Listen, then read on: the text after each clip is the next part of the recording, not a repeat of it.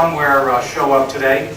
We know that they've been absent very often from activities that we have had, but we expect that. And we expect anyone who disagrees with Jimmy Massey here today to be freely willing to make that disagreement. We have no problem. We feel that Jimmy, who comes here at his own expense, is not being sponsored by the Pentagon, by the way. He's on no expense account from the U.S. military. Jimmy's a different sort of guy, who gave up his pension after 12 years. So we'll mention that in a minute or two. But in the meantime, we do want to say that before Jimmy talks, that we would like you to consider signing the petition. For those of you who were not here when we started earlier, there is a petition being circulated that will be given to Congressman Maurice Hinchey, and the freedom that people have, soldiers, to decide that they don't want to go to Iraq, or those over there to come back.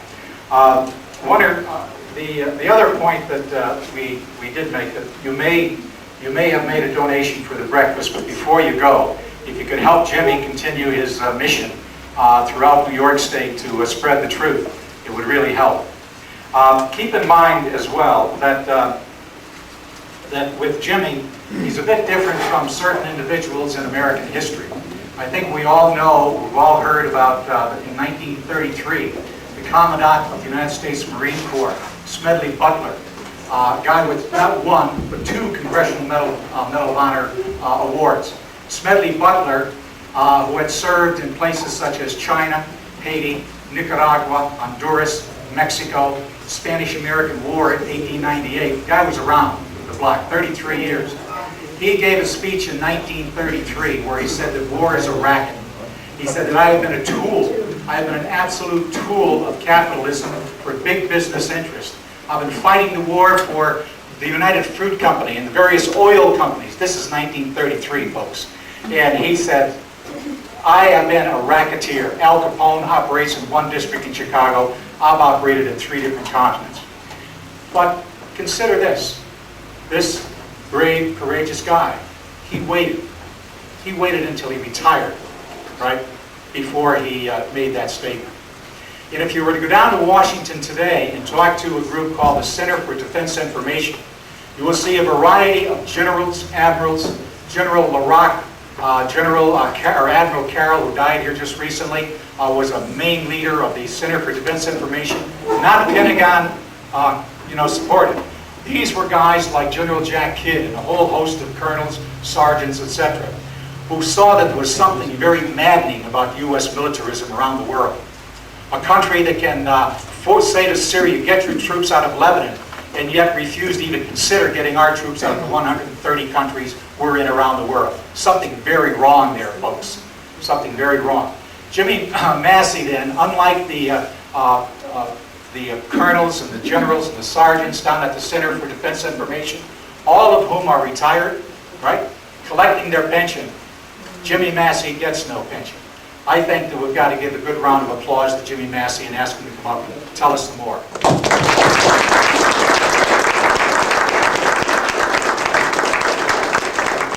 First of all, I'd just like to say thank you. Thank you for having me out, and it's great. To me, this is what makes life exciting. Coming out and getting an opportunity to speak, and for y'all to hear my story and take a look at the other side of the military and see what's going on, especially in Iraq. I can go down and dirty, and then we can have a Q&A, a question and answer time. I feel that we get a lot more accomplished when we put our own minds together and make things happen that way. So I'm not going to run my jibs too much up here, and I'm going to give you all questions, or time for questions. I'm no hero, nothing like that. I'm just a good old country boy that I grew up with a certain set of standards and moral values. Over my course of time in the Marine Corps, I felt that my morals and traditions and values that were instilled into me by my mother and my grandparents was being squashed out, and the military was slowly creeping into every aspect of my life. I became disgruntled with the Marine Corps while I was on recruiting duty.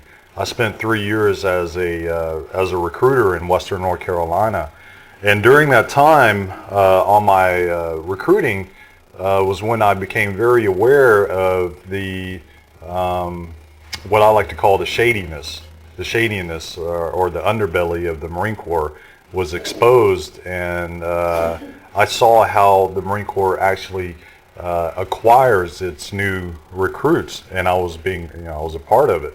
So I became very disgruntled, and I became very vocal about my displeasure with how the Marine Corps was recruiting, and I even wrote a letter to my commanding officer. I wrote a mission statement to my commanding officer, explaining to him how I was going to incorporate recruiting to the standards that I thought that the Marine Corps should uphold its recruiting standards.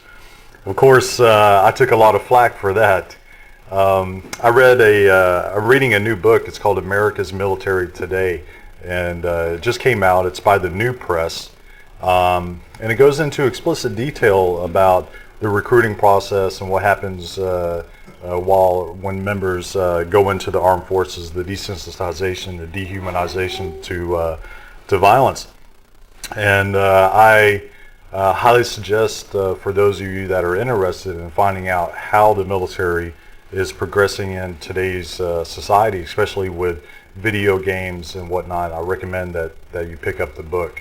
But there was an interesting quote in the book that struck me.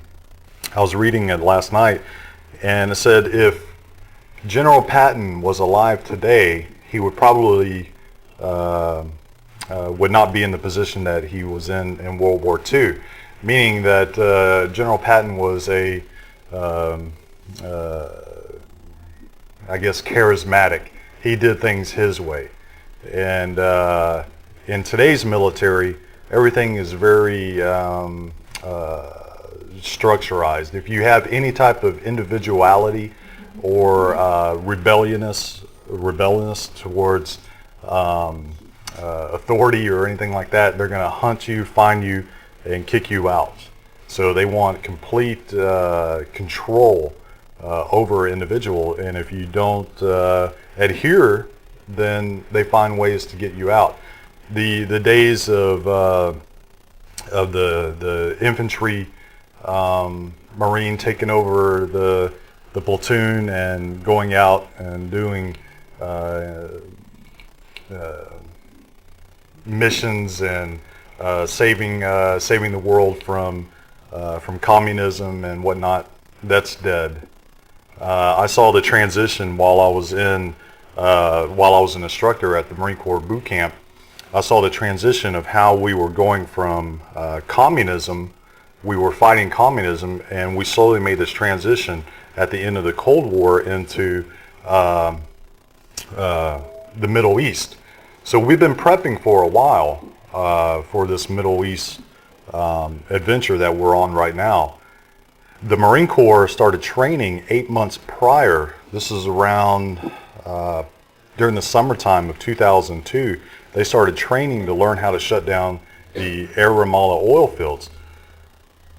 The Air Ramallah oil fields is basically the number one producing oil field in Iraq, and we went into extreme detail on how we were going to take this objective. We had detailed schematics of the pumping station. We had outlines on where the certain wells were, where the workers were, and 1-7 was actually tasked with going into the pumping station to take control. We were tasked with providing security on the outskirts. But I remember we would have photographers that would come in, and we would have all the humanitarian MREs, or meals ready to eat. We would have them stacked, much like this, on a little makeshift pallet. And we would show the reporters, we would say, this is the humanitarian supplies that we're going to be taking into Iraq with us. This is the humanitarian medical supplies that we're going to be taking into Iraq. And when it came time for us to leave, we took none. I couldn't understand why, when we rolled through the town of Safwan, and I saw the devastation of the bombing that we had done inside the city limits of Safwan, and also all the cluster bombs, which are basically landmines. We can't call them landmines anymore, so we come up with a new name. They're called cluster bombs now. And I saw cluster bombs in and around civilian areas. The first casualty of the war came from my platoon, a man by the name of Staff Sergeant Alva. You can do a Google search on Staff Sergeant Alva, it's A-L-V-A, and he'll pop up on the screen with his new prosthetic limb. And the reason that he has a new prosthetic leg is he stepped on a landmine inside this civilian area of the town of Safwan, which is a direct violation of the Geneva Conventions. So we had been in the war for only less than a half a day, and we'd already taken one casualty because of our own ignorance. So I became very distressed at the things of what I was seeing and what was going on in Iraq. And over the course of my 3 months that I was there, I became very vocal.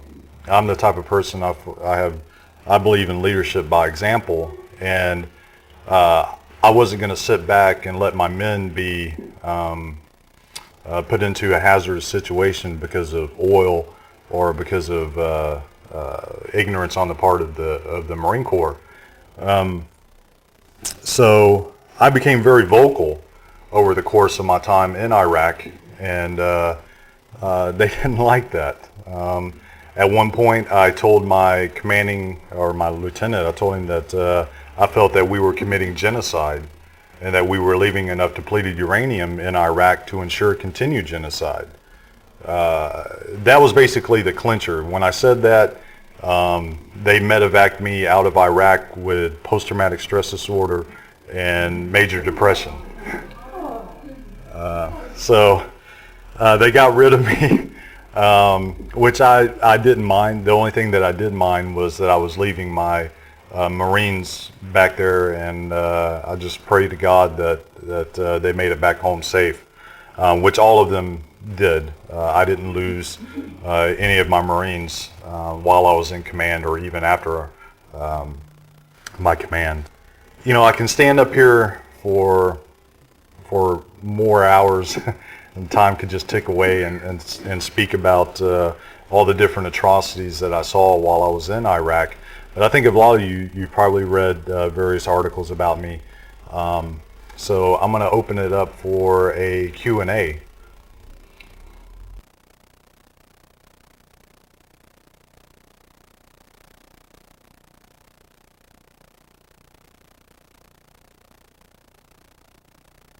I only had one young man that re-enlisted in the Marine Corps. Yes. And that I took over to Iraq. I've only had one that re-enlisted, and I even tried to talk him out of that. I told him that if he felt like he wanted to re-enlist, then and he was fixing to get married, I told him that he needed to get out of the infantry as fast as he could and go to air traffic control school or something along that nature. But the press, how the press manipulates, is they're embedded with that platoon or with that battalion, and they know that if they say anything, that these Marines are ultimately responsible for his or her life, and they don't want to do anything that's going to jeopardize their working relationship with the government or jeopardize their lives. So the chances of a U.S. soldier outright coming out and saying something negative or derogative is very, it's not going to happen. So basically what I'm trying to tell you is it's a sham.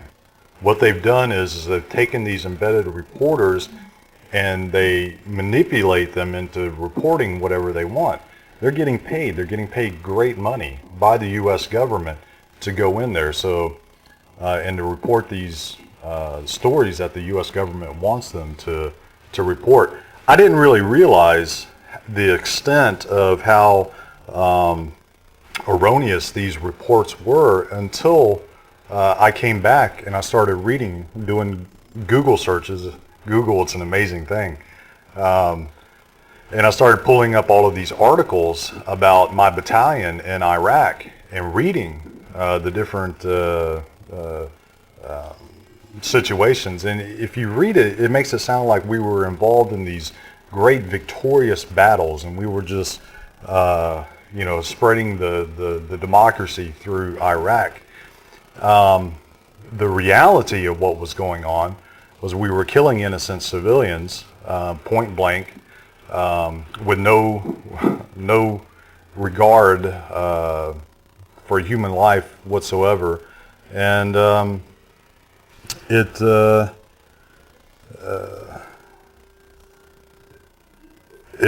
became very traumatizing for me over a period of time when everything came to a head one day when we were at a checkpoint. We were manning a checkpoint and it was near the Baghdad Stadium. I had a car that sped into the area. We fired a warning shot, gave a hand and arm signal telling the vehicle to stop. The vehicle did not stop. It rolled into the red zone, which is the zone that basically gave us the power. These were imaginary zones too. To kind of give you an example, this would be a green zone. This would be a red zone. If the car came into the green zone, we'd give an audio and a visual. We would fire our weapon in the air, put our fist up in the air, say stop. Then once the vehicle came into the red zone, then we would open the fire. But what we were doing, we would have our sniper placed off over to the side, and as soon as the car entered to the green zone, we would fire a 50 caliber bullet into the engine block of the vehicle, which would cause it to roll. So, of course,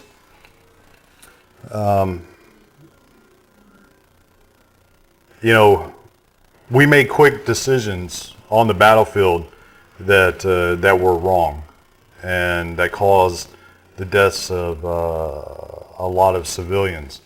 I'm not going to sit up here and tell you that all of this was a fog of war. Fog of war is the fog on the battlefield that interrupts the lines of communication. Communication is the key to winning a battle. And whenever you have a lack of communication, that's when this mysterious word comes in called fog of war. Fog of war is nothing but a cover-up for a murder.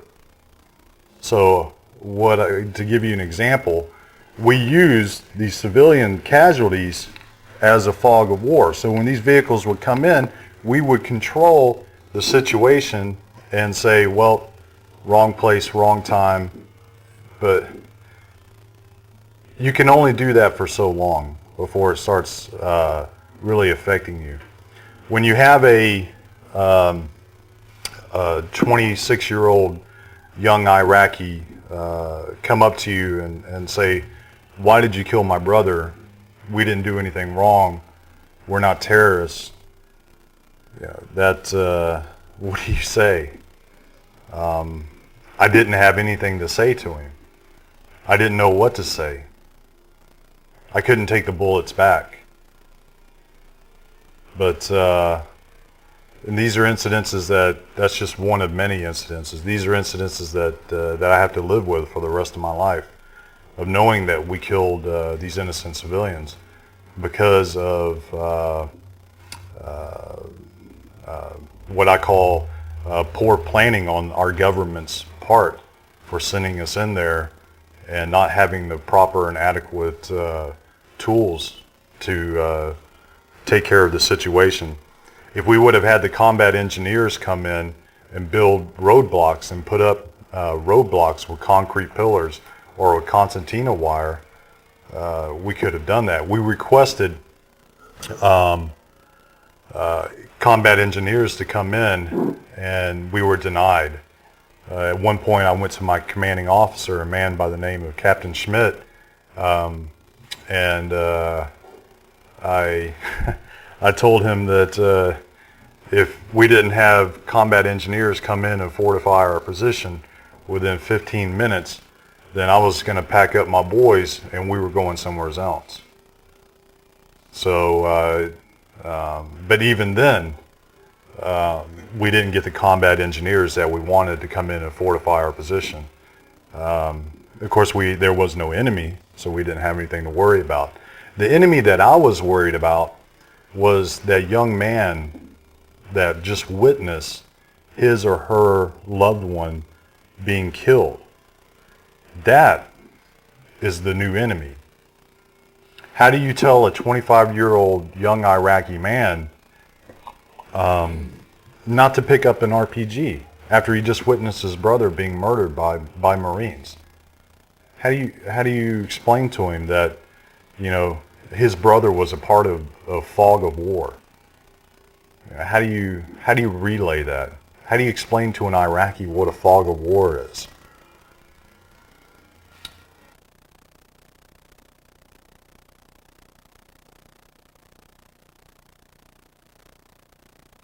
Those are dropped from the air or they're dropped from artillery. It's basically you have a shell, you know, whether it comes from the air or from artillery, that'll go over a certain area and it'll explode. And as it explodes, it sends out these just like a buckshot for a shotgun, and it explodes and it sends these little cluster bombs out. They're about this tall and they look like a soda can, and they're littered everywhere. So as soon as you step on it or you even brush up against it and you trigger the arming device on it, it will go off. And I know some of the heaviest hit areas was South Iraq, Basra, Safwan, and if you see these young children with the missing limbs because they were in and around these areas, it's sickening.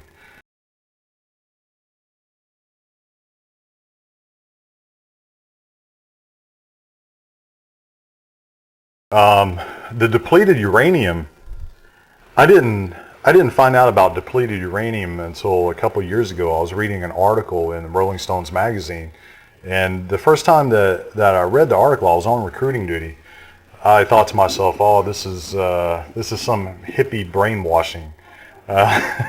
I'll be honest with you, I was y'all's enemy a couple of years ago. You know, what really got me thinking on recruiting duty was the war resistors.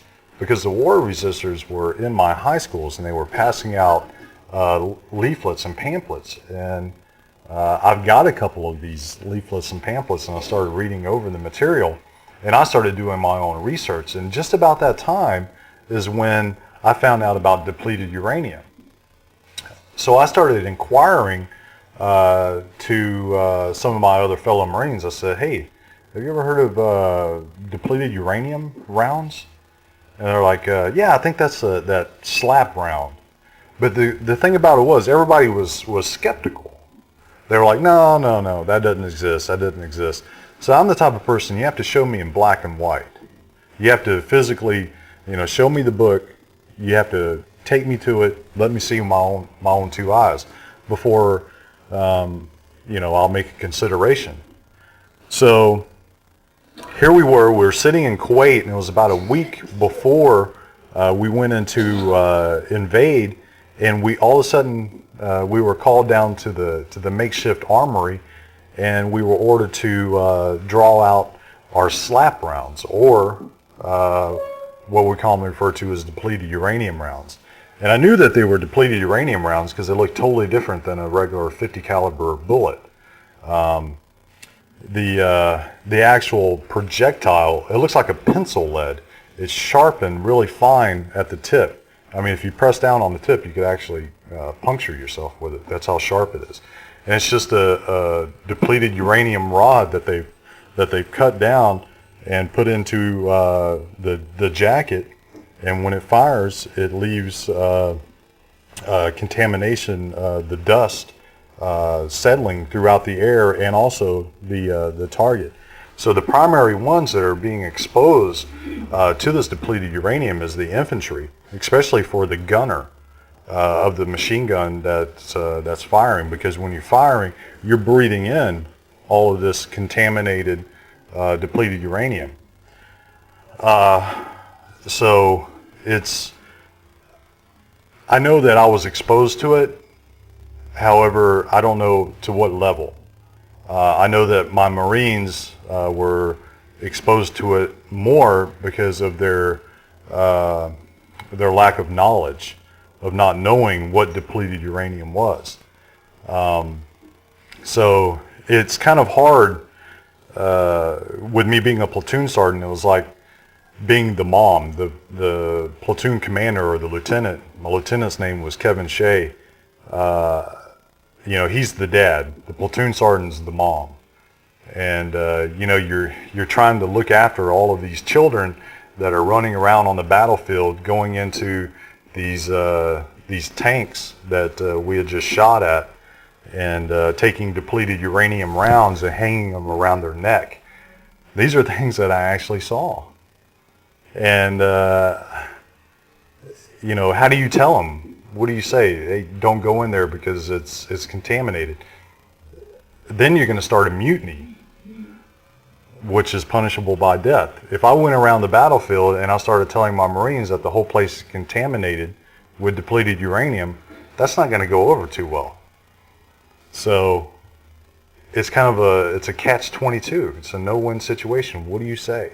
All I could do was just tell them, listen, this round is made out of a toxic substance, and don't be playing around with them. Matter of fact, I don't even want you shooting the rounds. Just stick with regular 50 cal ball rounds.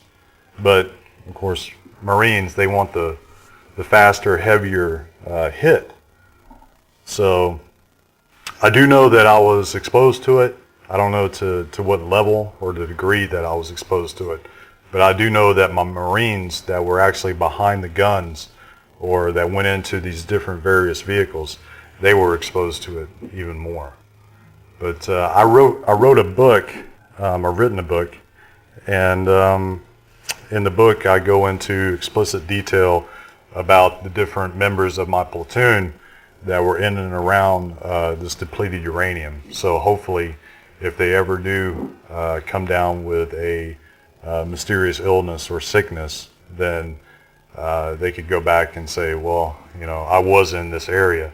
It's right here in the book. Knowledge is power, and the U.S. Marine Corps likes to keep its individuals ignorant, because if you're ignorant, then you don't have the power to change anything. So that's what the Marine Corps likes to do. If you look up the literal meaning for the word infantry, it means infant in Latin. So I think that pretty much says it all.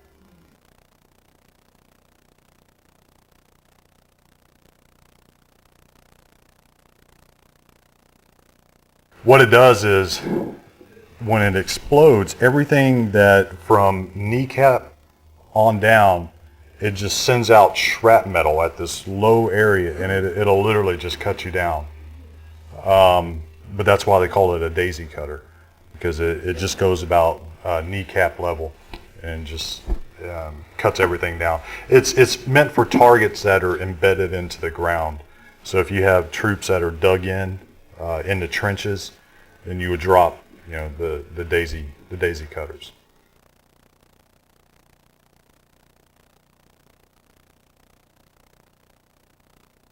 Sure. ROTC is nothing but a Nazi camp. No, I've got to back that up. I'm the type of person, I don't believe in conspiracy theories or anything like that. Like I said, I'm the type of person you got to show me in black and white. If you can't show me in black and white, I don't want to hear it. So I'm watching the Discovery Channel. I love to watch the Discovery Channel. And they had a week-long extravaganza on the Nazi SS. So it got so bad at one point my wife looked over at me and she said, "Honey, I'm really worried. What is your fascination with Hitler?" And I said, "No, I don't have a fascination with Hitler. I have a fascination with what he done and what he did and how he accomplished it." They were having this documentary and they went into in depth about how the SS was recruited. I'm going to tell you right now, ladies and gentlemen, after I watched that documentation on how they recruited for the SS and the level of the intensity of the training, I didn't see any difference between that and the way the Marine Corps recruits. The type of person that they're looking for, the mentality, the virality of the young men. I remember it took me almost 3 days to get over after I watched the show, because they went into in depth on how these young men could commit these atrocities at Auschwitz, and they related it to the training. They related it to the training that the young men received in these Nazi SS boot camps. I want to be honest with you, ladies and gentlemen, I don't see any difference. I really don't. It's the same. So if you want to say that the way that we conduct business within the United States Marine Corps as far as training is on the level of that of one of the worst military battalions or regiments or whatever they were in the history of the SS, then you need to look at the Marine Corps. A week and a half ago, there was a young man that was killed at Parris Island during recruit training. The crazy thing about it, there was a film crew from South Carolina there at Parris Island the day before the young man drowned, and they caught a drill instructor striking a recruit on video. And then the next day, this recruit dies suddenly.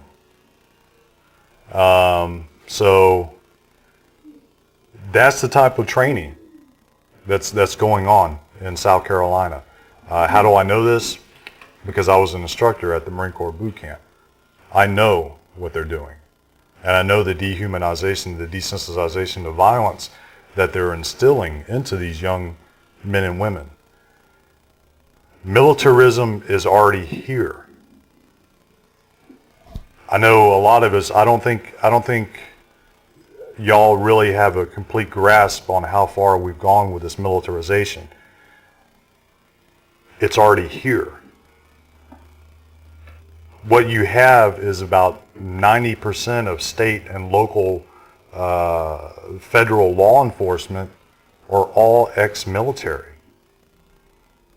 These goons that are working for Halliburton, these mercenaries, they're all ex-military.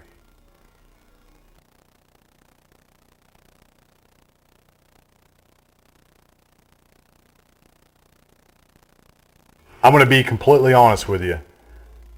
I lied, cheated, begged, borrowed, stole. I did whatever I had to do to find a contract. If a young man told me that he wanted to go into the Olympics, I told him the fastest way that he can get into the Olympics is going through the Marine Corps. I did whatever it took. There is no clean recruiter. They're all shady in my book. I never met a clean recruiter in the Marine Corps that didn't fraud or fraudulate somebody into the Marine Corps. It's impossible. If you've taken Ritalin, you are disqualified from joining the Marine Corps. They give Ritalin like it's candy now. psychotropic medications, antipsychotics. These are a common practice within our education system. We have to keep them doped up to stay in the military. We have to keep them doped up to stay in school. What we are producing as far as our younger generation, what they're looking at is either a militarized society, or they're looking at going on to a 4-year university and hopefully making it after they graduate from college. But a lot of them, what they're finding out is after they graduate from college, they have all this debt and they have to repay. So a lot of them are going into the officer corps within the military. So they're surviving, making it through college, but then at the end, they don't have any money. So a lot of them, that's what I saw. That's what I saw on recruiting duty, was the economic conscript. We don't have a draft in the United States. We don't have to have a draft. We have economic conscript. We are forcing young men and women into the military because of their lack of economic, or they don't have the money. They don't have the money to go on to education or to go to a community college.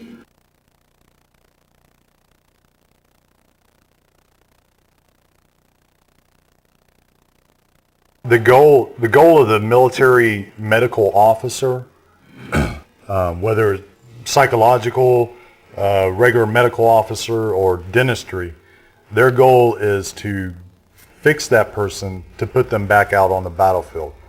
That's their job. When you're in the military, you're just a machine. And then if you have something wrong, then they take that part out or they fix it. But the ultimate goal is to fix it to get you back out onto the battlefield. I've been rated 80% disabled by the Veterans Administration.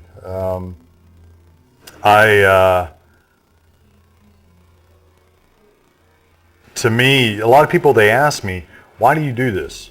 Why do you get up on stage? I've had people tell me that I was an embarrassment. But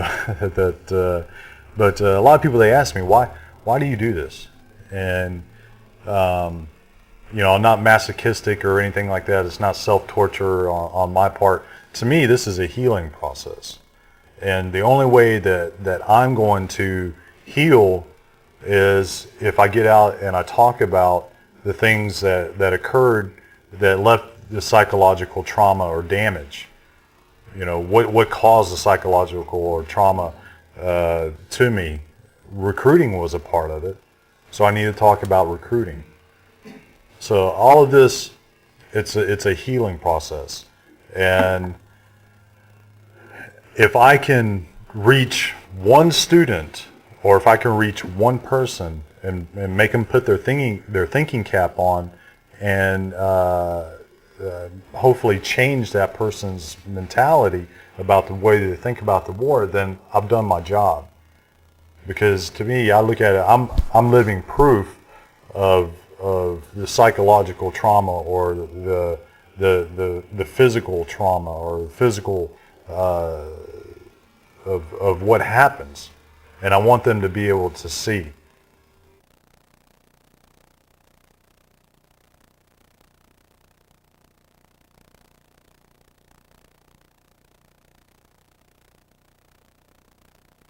Right when I was leaving, they were starting to build the permanent barracks. What they're saying is, these are just barracks while we're there, because the Marines have to have a place to sleep while they're there. Bullcrap. I've slept out underneath the stars many times. The Marines do not need a shelter. He who controls Iraq controls the Middle East, and we've done it. But unfortunately, it's come at a great cost. And I know that what that cost is going to be. But to the person that's sitting back and lining their pockets full of money, they don't see the ultimate consequences because they have their short-term fix. To me, money is an addiction. It's an evil addiction. And now these people have their pockets lined, and they're going to leave it up to us to fix it.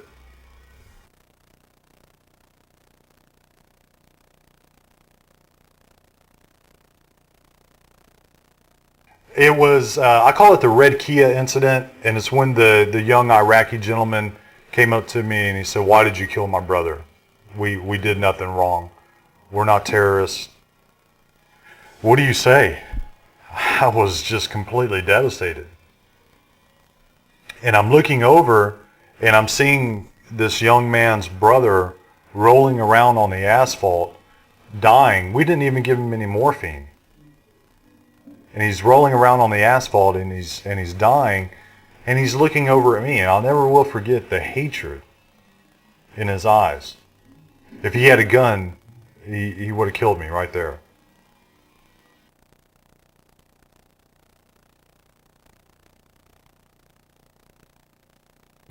Sure, they do it in secret because of fear of retaliation or fear of retribution. The Marines knew. We were training 8 months prior. We were training 8 months prior on shutting down the Air Ramallah oil fields. The Marines knew. But how do you, when you're placed in that type of situation, you know, you want to trick yourself. You want to say, well, you know, we're just kind of like the Marine Corps' Environmental Protection Agency. You know, we're here to, you know, in case there's an oil spill or something like that. That's why we need to learn how to do this. So you start kind of tricking yourself after a while, and you start trying to come up with ideas to facilitate what it is that you're doing. I can only imagine what the SS were thinking while they were gassing thousands of Jews. Well, you know, we're doing this because I'm being told to.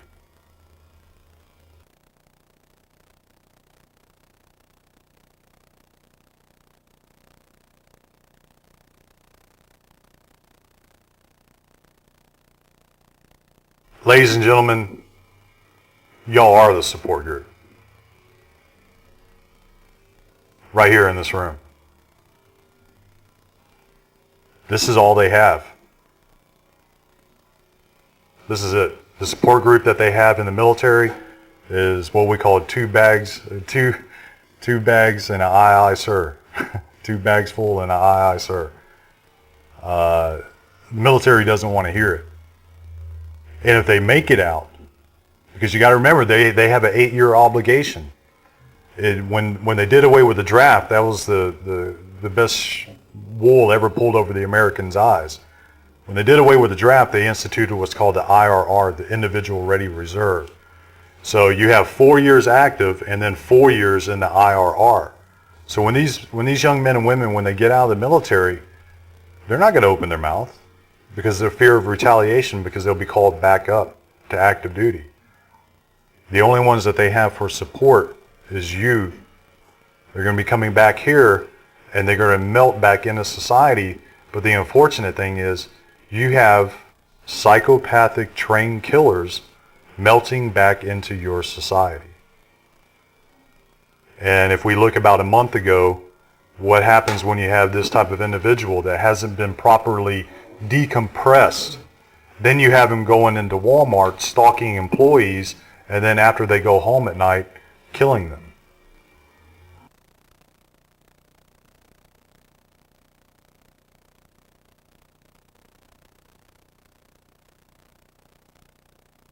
The military does their best to try to cover this up about, you know, the desensitizing or dehumanizing of the enemy. One of the common words that they call the Iraqis are hajis or ragheads. When you hear that type of hatred coming from a young man, then you know that psychologically he's already in tune with what the military wants him to do. They want him to kill. They want him to have that dehumanized trait or characteristic in his body so that he will go forth on the battlefield to kill. Because if if their name is Mohammed, then he's a Mohammed. But if he's a Haji, or if he's a raghead, now he's an insurgent or he's a killer. I took 2 oaths when I became a Marine. The first oath, of course, is the enlistment oath. The second oath I took was the Morta, or the Code of Silence. I've already had numerous death threats, but I broke the Morta. I broke the Code of Silence. I can't live my life knowing what I know and not educating others.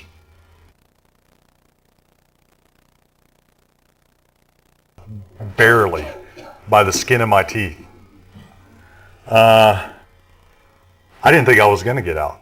I thought I was going to be murdered. I really didn't. I really didn't think I was going to make it out. I hired an attorney, a man by the name of Mr. Gary Myers. Mr. Myers was a representative at the My Lai trials in Vietnam. So I got really lucky. I didn't know that at the time of when I hired him. But I put my truck up for sale to pay for the lawyer. And I told him everything that had happened while I was in Iraq. And he said, well, Mr. Massey, you don't have anything to worry about. He goes, as long as you're telling me the truth, you don't have anything to worry about. And he said, I'll take care of it. The Marine Corps went from about ready to prosecute me as a conscientious objector to saying, okay, we're going to medically discharge you out with post-traumatic stress disorder and major depression. And it was literally like that. As soon as I hired the lawyer, all the BS stopped. And I told them, before I hired the lawyer, they said, well, I had a meeting with my psychiatrist, and she said, well, I can't help you. I said, well, what do you mean you can't help me? She said, I don't deal with conscientious objectors. I said, what do you mean? I'm not a conscientious objector. She goes, well, do you know what it is? And I said, of course, I spent 3 years on recruiting. I talk to them every day. I know what conscientious objectors are. And I said, how are you labeling me as a conscientious objector? And she said, well, everything that you've explained to me, how you feel. And I said, so you're telling me I'm a conscientious objector because I don't want to kill innocent civilians. And she said, well, no, I didn't say that. And I said, but no, you didn't have to say that, but that's what I'm telling you. And she said, well, you're going to have to go talk to the chaplain. And that's when I hired the lawyer, right, after I had that meeting with her. And of course, after the lawyer got done talking to her on the phone while I was in the office, she had a completely different tune. It was like the Marine Corps just became totally nice. And they told me after the lawyer got off the phone with my sergeant major looked at me and he said, Staff Sergeant, he goes, the only thing I want you to do until you are discharged is come in every morning at 07:30 to make sure that you're alive and that we have accountability for you. And he goes, after that, I don't care what you do. He goes, you go to your doctor's appointments. He goes, you're a staff sergeant in the Marine Corps. And I looked at him and I said, Roger that, Sergeant Major.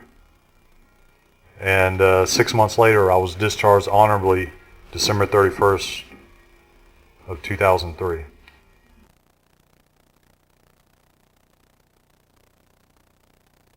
The chaplains, they really have they have their hands tied. I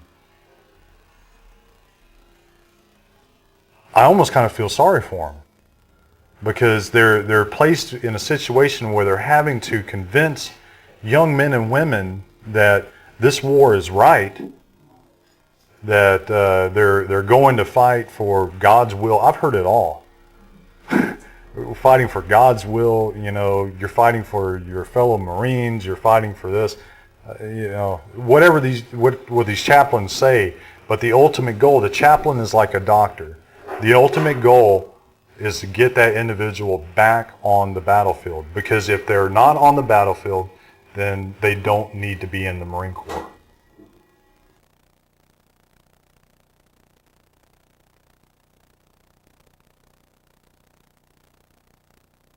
I keep hearing different statistics. I don't know. I've heard like 15,000 have deserted, and then I've heard like 1,200.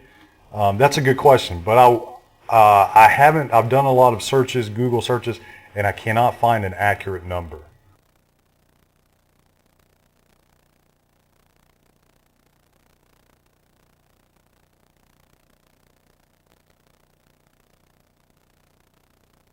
The mentality of the troops was it's a free-for-all.